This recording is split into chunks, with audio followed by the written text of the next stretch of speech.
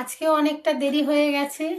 দেখো কি রান্না করেছি আমি। ভাত, শিম ভাজা, এটা একটা চচ্চড়ি পাঁচমেশালি, ফুলকপির ঝোল, এই যে মাছের একটু ঝাল, আর এটা ফ্রিজে ছিল গরম করেছি, মেয়েকে খেতে দেব।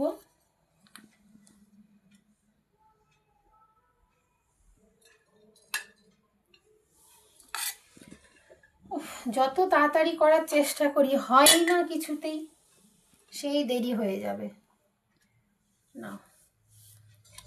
আর এটাই পালং শাকের তরকারি, ফ্রিজে ছিল গরম করেছি, মেয়ের খুব পছন্দ পালং শাক, আমাদেরও ভালো লাগে, ওর খুব ভালো লাগে। এটা একটা পাঁচমেশালি চচ্চড়ি, ওই এই না এই পাশে দিই।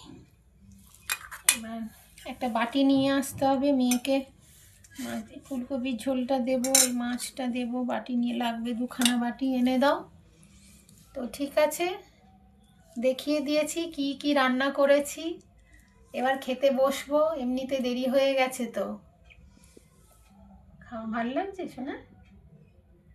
টাটা বন্ধুরা, খেয়ে নিয়ে আবার আসছি।